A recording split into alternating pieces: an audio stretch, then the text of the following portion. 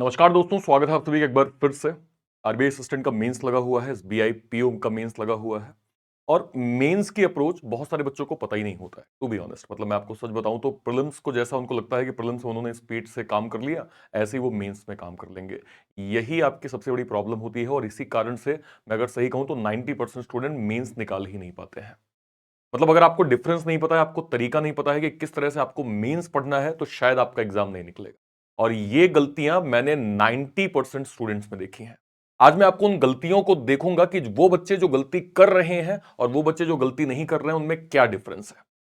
क्यों ऐसा होता है कि आपका प्रीलिम्स बार बार निकल रहा है लेकिन मेंस नहीं निकलता, और क्यों ऐसा होता है कि एक बच्चा एक ही प्रीलिम्स निकालता है और इमीडिएट मेंस निकाल के सिलेक्शन ले लेता है। सिर्फ और सिर्फ अवेयरनेस की बात होती है। आप बैंकिंग की तैयारी कर रहे हैं, अच्छी बात है, लेकिन आप बैंकिंग के पैटर्न से प्रॉपर फैमिलियर हैं, और अगर आपको चीजें लेट में पता चल रही हैं तो सबसे ज्यादा नुकसान सिर्फ आपका होता है। तो हमेशा जब आप तैयारी कर रहे हैं तो आपकी अवेयरनेस प्रॉपर होनी चाहिए कि कौन सा सेक्शन कितना यूटिलाइज होता है, प्रीलिम्स में चीजों का क्या वेटेज है, मेंस में चीजों का क्या वेटेज है, और मेंस की तैयारी हमें कैसे करनी होती है। तो आज मैं आपको बताने वाला हूं कि आरबीआई असिस्टेंट मेंस और एसबीआई पीओ मेंस की तैयारी आप किस तरह से प्रॉपर कर सकते हैं श्योर शॉर्ट तरीके से, ताकि आपका सिलेक्शन हो जाए। और ये वो स्ट्रेटेजी है जो टॉपर फॉलो करते हैं, जिन्होंने सिलेक्शन लिया हुआ है, जो आज एसबीआई पीओ में बैठे हैं, आरबीआई असिस्टेंट में जो जो आज बैठे हुए हैं, उनकी स्ट्रेटेजी मैं आपको बता रहा हूं ताकि आपके प्रॉपर काम आ जाए। अगर आप चैनल पे नए हैं तो चैनल को सब्सक्राइब जरूर करिएगा, मैक्सिमम इस वीडियो को शेयर भी जरूर करिएगा। सबसे पहले मैं आपको वो बता देता हूं कि कौन कौन सी ऐसी चीजें हैं जो आपको नहीं करनी है, सॉरी जो आपको करनी है। नहीं करने वाला हम बाद में आएंगे। जो आपको करनी है एग्जाम से पहले, सबसे पहली चीज, सबसे पहले आपको फोकस होना है प्रीवियस ईयर पैटर्न पे। सर प्रीवियस ईयर पैटर्न का क्या फायदा होता है? सबसे बेस्ट फायदा यह होता है कि आप ये जान जाते हैं कि मेंस के सवाल किस तरह से पूछे जा रहे हैं। क्या अगर मैं रीजनिंग, स्पेशली अगर मैं रीजनिंग की बात करूं, क्या अल्फाबेटिकल सीरीज मेंस लेवल की जो आ रही है वो क्या उसी पैटर्न पे आ रही है जो 2020 में था, 19 में था, 18 में था, या कुछ नया लेवल या कैट लेवल पूछा जा रहा है? क्या जो हम पजल देख रहे हैं मेंस लेवल वाली, क्या वो नॉर्मल जो मैथमेटिकल ऑपरेशंस है वही पजल दी जा रही हैं, या उससे भी हट के पजल आ रही हैं? जब आप प्रीवियस ईयर पैटर्न देखेंगे कि लास्ट ईयर मेंस का पेपर कैसा आया था, तो आपको एक रफ आइडिया हो जाता है कि इस बार आप मेंस की तैयारी कैसे करेंगे। तो यह चीज बहुत इंपॉर्टेंट है, मेंस में आपको पहले का पेपर प्रॉपर फोकस करना बहुत जरूरी हो जाएगा। नेक्स्ट पे आते हैं। एक इंपॉर्टेंट चीज, बहुत सारे बच्चे ये कहते हैं कि सर 3 घंटे का मॉक होता है, मैं क्यों दूं सर, मैं थक जाता हूं 3 घंटे मॉक देके, और उसके बाद सर उसको एनालाइज भी करना होता है। देखो मेरे भाई, अगर आज तुम थक गए ना तो जिंदगी बहुत थकाएगी, और जिंदगी जब थकाने पे आती है ना तो दम नहीं लेती भाई। इसलिए आज का कष्ट थोड़ा सह लो। अगर आज आपके पास समय है, आपका प्रीलिम्स क्वालिफाई हो गया है, तो कोशिश करें कि एग्जाम में, चूंकि हम जानते भी हैं कि 10 20 25 दिन का हार्डली समय है, तो आप कोशिश करें कि अभी से मैक्स टू मैक्स डेली एक मॉक दीजिए। डेली एक मॉक देने की आदत डालिए। एक मॉक दीजिए, उसको प्रॉपर एनालाइज करिए कि आपसे मिस्टेक कहां पे हो रही है। देखिए होता क्या है कि मेंस कॉन्सेप्चुअल क्लैरिटी बेस्ड होता है। जैसे for example SBI PO mains का पेपर हो गया, 60 क्वेश्चंस हो गए, राइट, ठीक है, 60 आपके मार्क्स हो गए, 45 क्वेश्चन, 60 क्या कहते हैं आपके मार्क्स हो गए। अब 60 मार्क्स में एज अ टीचर हम भी कभी नहीं बोलते कि आप 60 नंबर लाइए। आपने कट ऑफ भी देखा होगा, अगर आप कट ऑफ देखेंगे तो आपको पता चलेगा कि कट ऑफ भी आपका 15-20 के आसपास होता है। यानी आपको 1 घंटे में एटलीस्ट आप 25 नंबर ले लीजिए, और 25 नंबर लेने के लिए आपको स्मार्ट वर्क करना पड़ेगा, राइट। और वो चीज तभी होगी जब आप मॉक देंगे, मॉक देते देते आपको अपनी गलतियां पता चलेंगी, और गलतियों पे जब आप काम करेंगे तो आपको फायदा होगा। तो इस सेक्शन को हल्के में मत लीजिए, डेली मॉक दीजिए, मॉक दीजिए, एनालाइज करिए, अपनी मिस्टेक्स देखिए, जहां मिस्टेक हो रही है टीचर से पूछो ना यार। टेलीग्राम चैनल पे हो ना मेरे, पूछ लो भाई, एक बार नहीं 10 बार पूछ लो। मेरा तो काम ही है भाई आपका डाउट सॉल्व करना। मैं नहीं हूं, बच्चे वहां पे आंसर कर रहे हैं, आप डायरेक्टली मुझे टैग कर दीजिए। आपका जो प्रायर फोकस है वो क्या है कि भाई आपके डाउट्स क्लियर होने चाहिए। आपका एग्जाम है, आपका मेंस का एग्जाम है, मैं खुद आपको समय दूंगा, बट आपको खुद से अवेयरनेस होनी चाहिए, मॉक आपको देना पड़ेगा रेगुलर बेस में। नेक्स्ट सेक्शन पे आइए। रीडिंग स्किल पे काम करना थोड़ा जरूरी है, मतलब स्पेशली अगर मैं इंग्लिश की बात करूं, यहां मैं इंग्लिश को ही कह रहा हूं, क्योंकि मेंस लेवल पे देखिए प्रीलिम्स और मेंस के इंग्लिश के पैटर्न में कोई खास अंतर नहीं होता, बस लेवल का फर्क हो जाता है। तो थोड़ा सा अपनी रीडिंग स्किल बढ़ाइए, क्योंकि मेंस में आपको ये ज्यादा काम आने वाला है।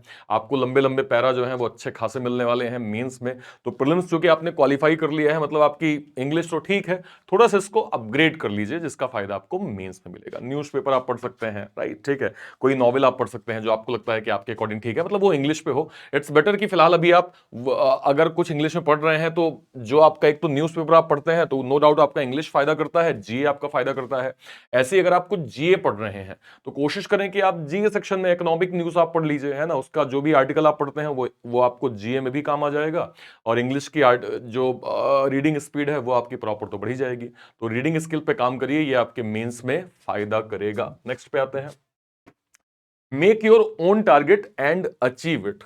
अब देखिए, आपको जब आप पहला मॉक देंगे, मॉक देना क्यों आवश्यक है? आपने पहला मॉक दिया, लेट सपोज मान लीजिए मैं कहता हूं पहले मॉक में ओवरऑल आपके मार्क्स, एज्यूम मैं करता हूं कि आपके ओवरऑल मार्क्स जो हैं वो 40 नंबर आ गए, लेट सपोज, बहुत कम नंबर है ना, तो 40 नंबर आ गए आपके। अब 40 नंबर आपने एनालाइज किया कि क्या क्या मिस्टेक हुई है। एटलीस्ट कल का टारगेट आप ये बना सकते हैं कि एटलीस्ट मेरे मार्क्स जो हैं वो 45 आने चाहिए। एटलीस्ट ये टारगेट कि हाँ एटलीस्ट मेरे मार्क्स 45 तो जरूर आने चाहिए। उसके लिए आप काम करेंगे, एफर्ट करेंगे, जरूर आएंगे। 45 हो जाए उसको 50 कर लो, 50 हो जाए उसको 55 कर लो। इस तरह से बढ़ाना शुरू करोगे तो तुम्हें अच्छी इंप्रूवमेंट मिलेगी।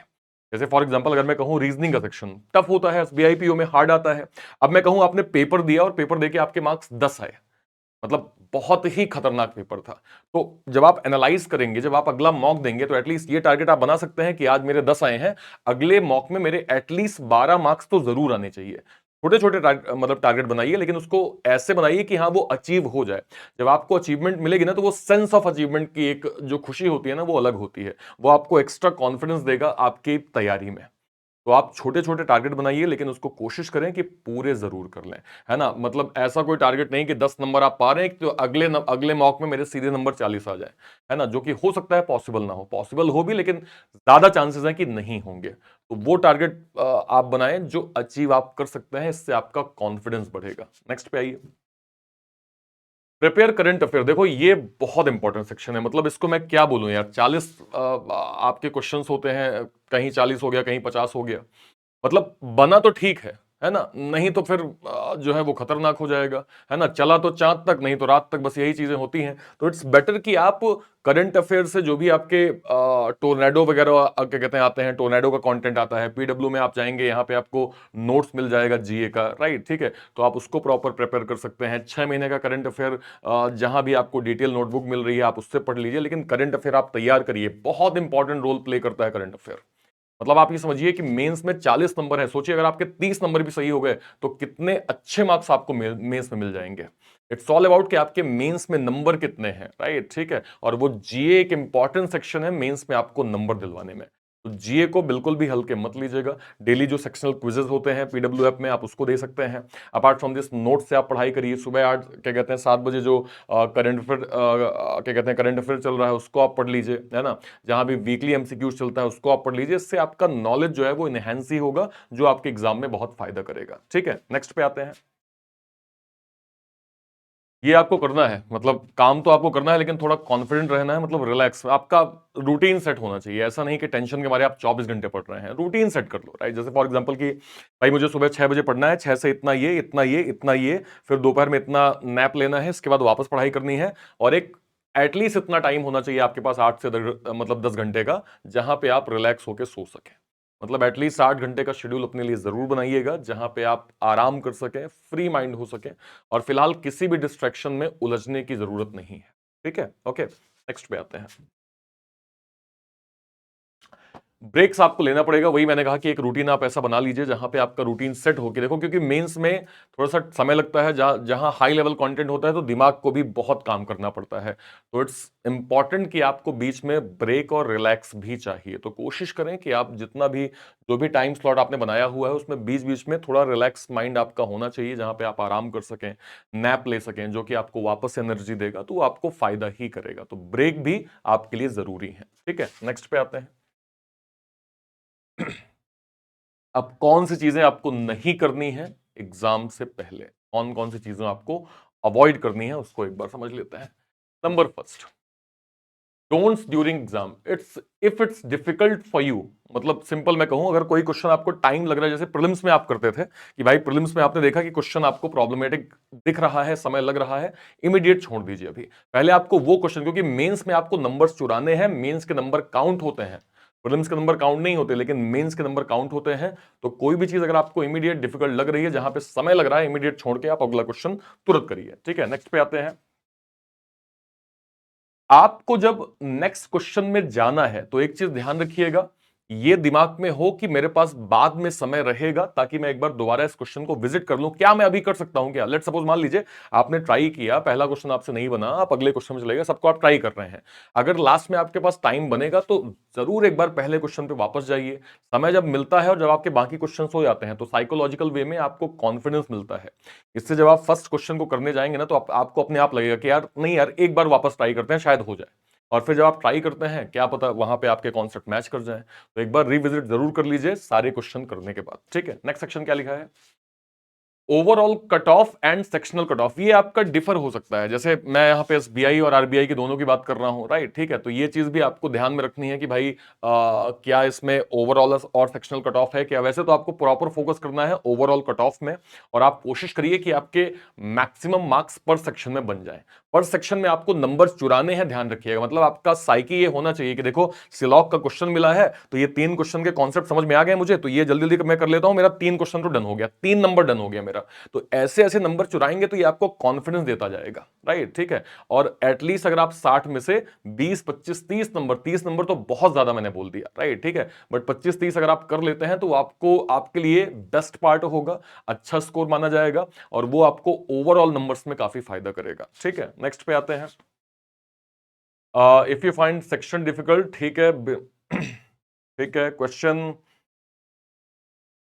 हाँ, ये तो ठीक है, ये तो मैंने आपको यहीं पे समझा दिया, इसमें कोई सेक्शन वो नहीं है। बस यही है कि क्वेश्चन को आप प्रॉपर देखिए, है ना, कोशिश करें कि आपसे कितना बन पा रहा है।